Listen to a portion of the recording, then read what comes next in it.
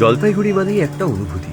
পাহাড়ের কোলে ছড়িয়ে থাকা সবুজ চা বাগান, ভোরের কুয়াশায় ঢাকা বনভূমি, বয়ে চলা নদীর কলকল শব্দ আর সারা বছর জুড়ে পর্যটকদের আনাগোনা। প্রকৃতি যেন এখানে নিজের সব রং উজাড় করে দিয়েছে। কিন্তু এই স্বর্গসম জলপাইগুড়ির বুকেই আজ নীরবে জমে উঠেছে এক ভয়ঙ্কর বিপদ, প্লাস্টিক বজ্র।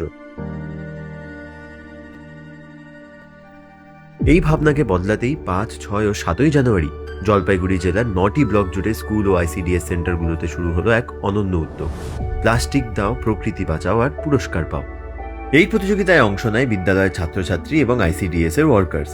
সংগৃহীত প্লাস্টিক বর্জ্যের পরিমাণের ভিত্তিতে শিক্ষার্থী, স্কুল ও আইসিডিএস সেন্টার সকলের জন্যই বিভিন্ন ক্যাটাগরিতে প্রথম, দ্বিতীয় ও তৃতীয় স্থান নির্ধারণ করা হয় এবং প্রদান করা হয় আকর্ষণীয় পুরস্কার মূল্য।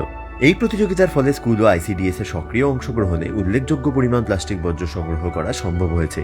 স্কুলগুলোর মাধ্যমে সংগ্রহ হয়েছে 11,956 কেজি এবং আইসিডিএস কেন্দ্রগুলোর মাধ্যমে সংগ্রহ হয়েছে 13,320 কেজি প্লাস্টিক বর্জ্য।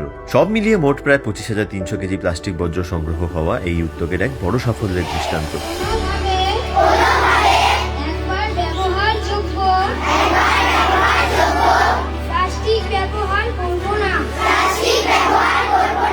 এই উদ্যোগের নেপথ্যে জলপাইগুড়ি জেলা প্রশাসন, যাদের উদ্দেশ্য একটাই, শিশুদের মধ্যেই গড়ে তোলা সচেতনতা, যাতে ভবিষ্যৎ প্রজন্ম প্লাস্টিককেই বলে না।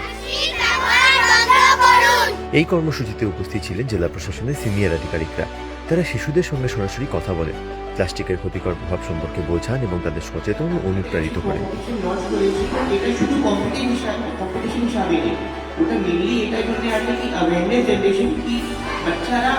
বাড়ি বাড়ি গিয়ে, নিজের ঘরে গিয়ে, নেবারহুডে গিয়ে এটা বলতে হবে কি প্লাস্টিক এখানে ওখানে না ফেলে ডাস্টবিনে ফেলতে হবে, যত হতে পারে কম পরিমাণে ইউজ করতে হবে। এই 3 দিনে শুধু প্রতিযোগিতা নয়, শিশুরা পথে নেমেছে মানুষের কাছে। র্যালি, শিশু সংসদ, নাটক এবং নানা কর্মসূচির মাধ্যমে জলপাইগুড়িবাসীকে দেওয়া হয়েছে একটাই বার্তা: প্লাস্টিককে ভুলুন না। আর এই উদ্যোগ এখানেই শেষ নয়। এই প্রতিযোগিতার মাধ্যমে সংগৃহীত সমস্ত প্লাস্টিক বর্জ্য পাঠানো হবে নির্দিষ্ট প্লাস্টিক ওয়েস্ট ম্যানেজমেন্ট ইউনিটে, যেখানে সেগুলি প্রক্রিয়াকরণ করে পুনঃব্যবহারের উপযোগী করে তোলা হবে। বাড়ির আশেপাশে প্লাস্টিকগুলো কি করব? বাড়ির আশেপাশে প্লাস্টিকগুলো ডাস্টবিনের মধ্যে ফেলে দিতে হবে। প্রাণীদের জন্য খুব ক্ষতিকর। গরু, কুকুর, পাখি ও মাছ প্লাস্টিক খেয়ে অসুস্থ হয় বা মারা যায়। আর যদি আমরা প্লাস্টিক ছাড়ি, তাহলেই আগামী জলপাইগুড়ি হবে সবুজ, সুন্দর আর সত্যিকারের বাসযোগ্য।